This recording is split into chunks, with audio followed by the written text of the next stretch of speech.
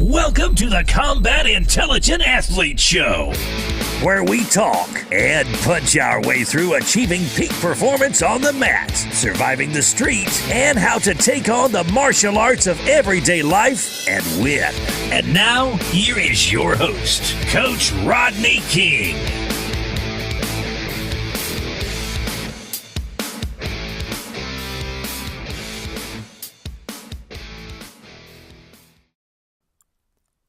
Hey, here we are, another episode of the Combat Intelligent Athlete Show. It's a new year. I've been overseas, been traveling, spent some time in Southeast Asia, had a fantastic time in Thailand training and just connecting with a lot of really cool people. So I want to continue the trend I have been going through for the past few episodes of the Combat Intelligent Athlete Show, where I've been focusing on, for lack of a better way of describing it, inner management skills as it pertains to martial art performance.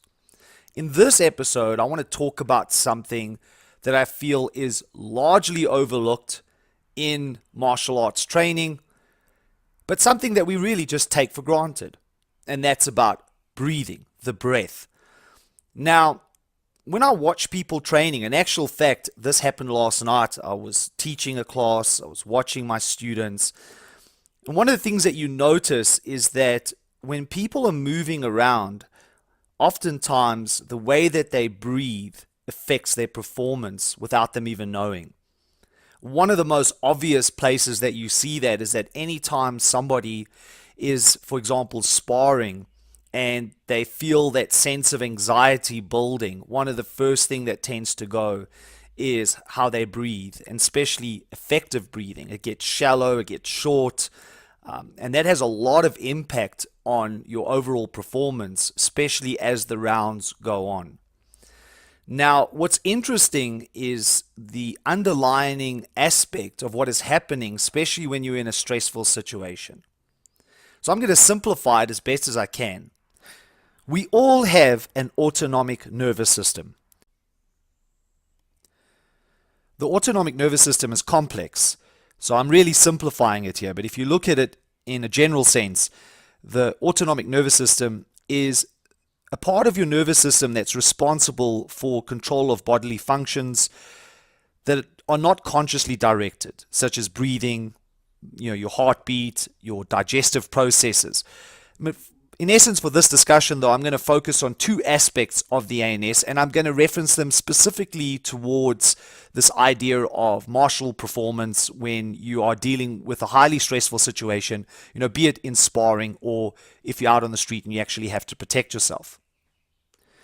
Now, there's a crucial word in there that's important, this idea of autonomic, because in essence, what it's suggesting is that it's automatic and you have little or no conscious control over it.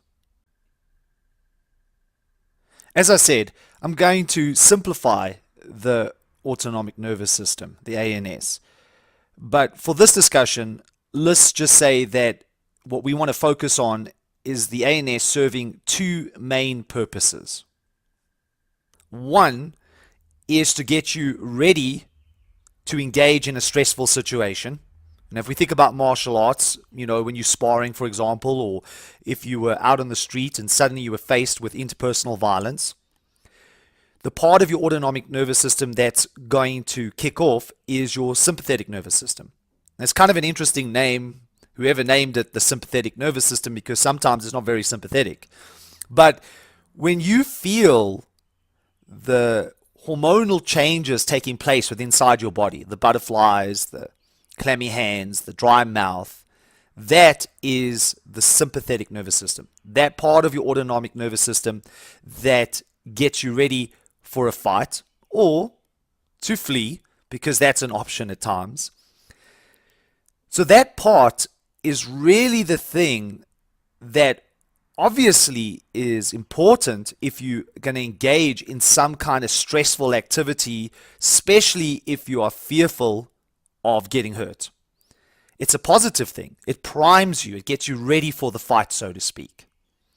Now, the problem comes in when you get so stressed out, when you become so over anxious that you may drift into something which is part of this process. We talked about the fight and the flight aspect, but there's also a freeze aspect, or you get close to freezing, where you find yourself unable to actually do what you need to do. It's almost like you forgot everything you trained, right? It's common, discussion that happens in the studio where people are put into a situation where the stress is so much that they can't handle it that they go blank. It's the deer in the headlight saying that you often hear.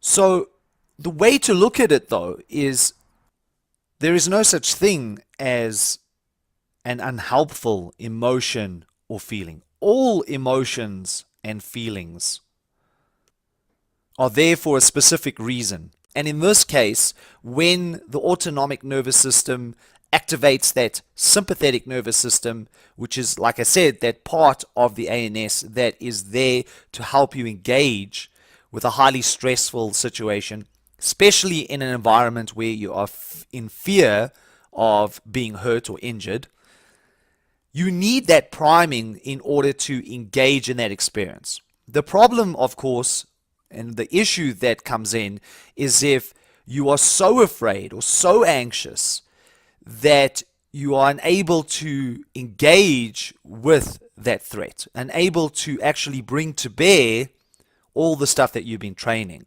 And the first thing that's going to go is the way that you breathe. Your breathing will become shallow, inconsistent. You may even hold on to your breath. And this is kind of what I see, especially when I start introducing people to sparring. And, if people have never engaged in any kind of interpersonal violent expression, even though it's just sparring and it's not a real fight out on the street, it invokes that sympathetic nervous system.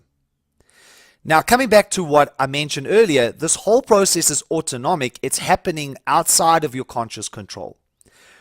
So if you start saying to yourself, calm down, relax, it's really going to do little in the way of achieving that. You could tell yourself as much as you want to calm down and relax, it's not going to happen. And you know that from personal experience, right? So anytime you've been in a situation that's highly stressful, you feel all those hormonal changes, the butterflies and so forth, and you might feel that you're overreacting to the situation, and you start telling yourself to calm down and relax. It doesn't make much of a difference. So the question then is, what can you actually do about that? Because obviously, as I noted, is if you get too overstressed, too anxious, you get to that point, you start moving towards that freeze response where invariably what's going to happen is you're going to end up getting hurt anyway because you're not going to be able to respond to the threat that you're facing. So what can you do about that? The number one thing that you have in your arsenal to deal with that is how you breathe, to engage your breathing in a specific way that will help you switch on the other side of your autonomic nervous system, which is your parasympathetic nervous system. So this is the side of the ANS that's designed to keep you calm, or if you have been stressed out, to bring you back to homeostasis, to bring you back to that calm state. Now, there's no way to engage that in a conscious way, but the way that you can engage that is through your breathing. Specifically here, not just any kind of breathing, but a focus on the out breath. So one of the things that I really focus on when I'm teaching my own students, especially when I see them getting anxious, is for them to focus on the out breath, to keep it long, to keep it smooth, and just allow the in breath to take itself up on its own. But where their focus needs to be is on the out breath. We now know through research that when you are focused on the out breath, that engages your parasympathetic nervous system. So what you're doing is that you found yourself really kind of anxious and hyped up, and your sympathetic nervous system is kicked off much higher than you would have liked. And then by focusing on the out breath, you start bringing yourself back to a state of calmness, or at least a place of calmness that you can still invoke your technique and respond to the threat that you're facing. And that's crucial across the board, right? No matter if it's just a sparring experience in the gym, or heaven forbid you face with interpersonal violence and you actually have to go hands-on with a potential attacker. So your out breath is what enables you to calm yourself down. Now, there's another interesting aspect of focusing on this out breath, and I want you to try this out as you're listening to this podcast.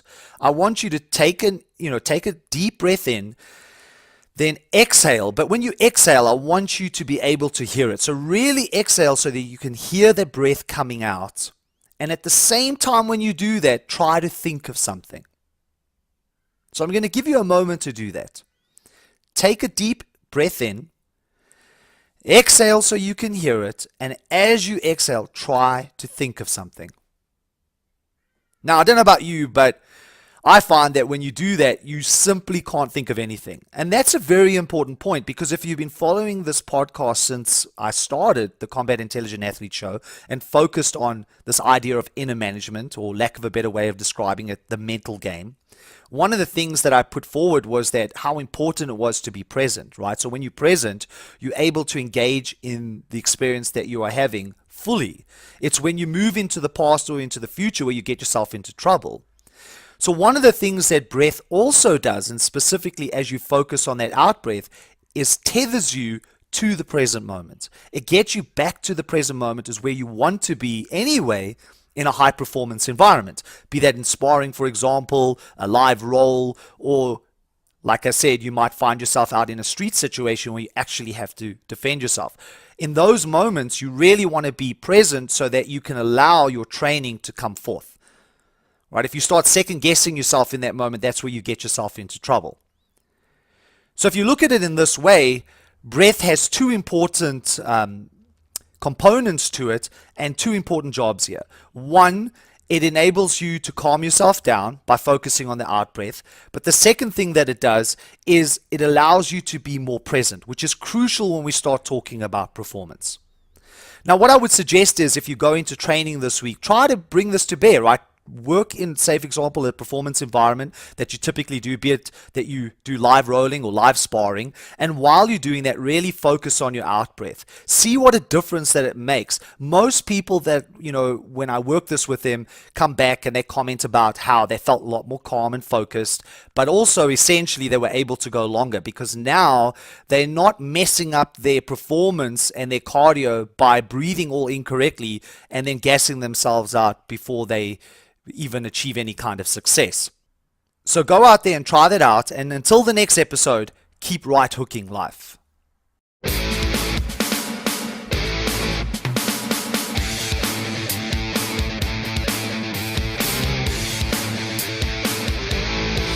To find out more about our sponsor, Crazy Monkey, go to crazymonkeydefense.com, or to become a trainer, check out mastercrazymonkey.com. Until the next show, get out there and right hook life.